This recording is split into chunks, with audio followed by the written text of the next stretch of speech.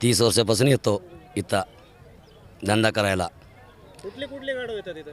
इथं नांदेड जिल्ह्याचे ते कर्नाटक, महाराष्ट्र, गुजरात, आंध्रा, तेलंगणचा सगळे येते। बघा इथं गाढवाचा 20,000 80,000 पत्र गाढवाचा। जालन्याहून आम्ही हुंट घेऊन येतो इकायला। 5 हुंट आणलं म्या, 2 इकायचे, 3 पुन्हा माघारी आमचे बिढार वागवायला ठेवायचं। किंमत आला तर इकायची, नाही किंमत आला तर 5ही माघारी घेऊन जायचं।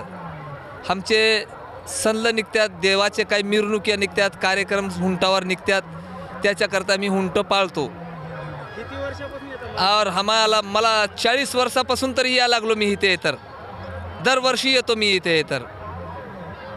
तर आता इकले तर बरं आहे, नाही तर पुन्हा माघारी आमच्या घरी जातील हुंट। हा जो डॉग आहे माझा तो सेंट बर्नार्ड जातीचा आहे, असं नाव ब्लेज आहे। तर स्वित्झर्लंडमधले आल्प्स पर्वत जे असतात, आल्प्सच्या पर्वतरांगा आहेत, त्या पर्वतरांगांच्या आसपास ही प्रजाती आढळते। याचा उपयोग 8, 10, 15 फूट खोल बर्फामध्ये अडकलेली जी माणसं असतात तो बर्फ खोदून त्या माणसांना शोधून त्यांना घेऊन एक स्ले असते बर्फामध्ये ओढायची गाडी, त्या गाडीमध्ये त्यांना टाकून ओढायचं काम करण्यासाठी या कुत्र्याचा जन्म म्हणजे ब्रीड झालेला आहे।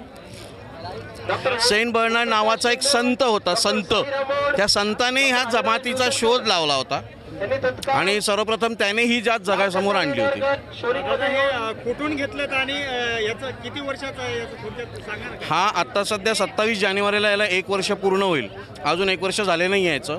हा मी आमचे सहकारी आहेत केंद्रे म्हणून अहमदपूरचेच आहेत, त्यांनी पुण्यावरून मागवलं ह्याला। काय आरोग्याची याची काळजी कशी घेताय? सध्या काही नाही, 4 टाईम जेवण वगैरे सगळ्या गोष्टी आहेत। अजूनपर्यंत फक्त अंडे आहेत त्याला, नॉनव्हेज अजून चालू नाही केलं आहे। 4 टाईम दही, ताक आणि पेडिग्री, आणि महिन्यातून एकदा किंवा 2दा वेटरनरीचा सल्ला घेत असतो डॉक्टरचा।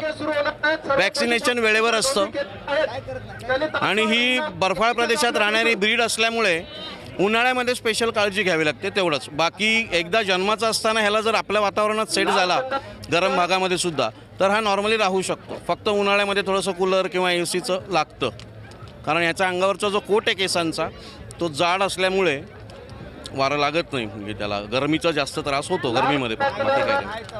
जी, मैं जो है हैदराबाद से आया हूँ और मालेगांव यात्रा में जो है बचपने से आता हूँ। छोटा था जब से 40 साल से मालेगांव यात्रा में आता हूँ। और ये घोड़े जो है मारवाड़ी घोड़े हैं, ये सेल के लिए नहीं लाते हैं घोड़े हम लोग, बस एग्जीबिशन के लिए लाते हैं। लाके हर साल आते हैं, आके बैठते हैं, सब लोगों से मेल मिलाप होता है, उसके बाद हम चले जाते हैं। 4-5 रोज़ के लिए आते हैं। पुष्कर मेला जो है बहुत बड़ा मेला है, पुष्कर मेला भी जो शौकीन लोगों के लिए। मैं हर साल जाता हूँ, पुष्कर मेला जाता हूँ, आप देवा मेला जाता हूँ, सारे जितने इंडिया में होते हैं मेले तकरीबन जाता हूँ, सहारनखेड़ा जाता हूँ, हर मेले में जाता हूँ। अब ये मेला से क्या है, हमारे को हैदराबाद से सबसे नियरेस्ट है ये इस जगह मालेगांव। ये 300 किलोमीटर पड़ता है हैदराबाद से, तो हम घोड़े लेके यहाँ पे आते हैं। मैं घूमने के लिए तो पूरे हर मेला घूमा हूँ। ये वाइट घोड़ा जो है मैं पुष्कर मेले से ख़रीदा था। ये पंजाबियों का घोड़ा है, पंजाब का घोड़ा है ये, पुष्कर बतिंडा वालों का घोड़ा है, उनका ढिलोन स्टड फार्म वालों का घोड़ा है, वहीं उनसे ख़रीदा था।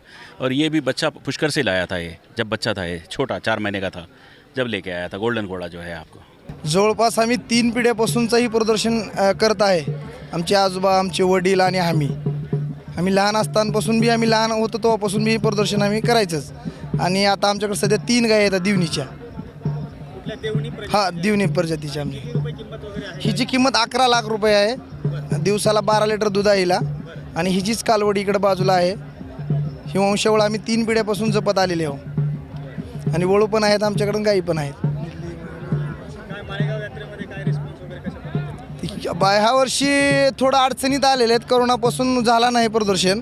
ह्या वर्षी भरपूर अडचणी येतात, आणि त्यांनी मागण्या पण खूप केलेत की लसीचं प्रमाणपत्र, वाहतुकीचं मागू आले आहेत। एवढं काय त्यांनी पॉम्पलेटवर दिले नव्हते ना, आता त्यांनी सगळं मागणी केलेत। आता काय होते काय नाही बघू आता आपण। तुम्ही या गाईची किंमत आहे 11 लाख रुपये तुम्ही सांगितलं। हो, इथे काय ग्राहक वगैरे आले खरेदी? हो, भरपूर जण आले। 5-6 लाखापासून मागणी पण झाली तिची, पण आम्ही 10 लाखाच्या खाली द्यायचं नाही असं सांगितलं त्यांना।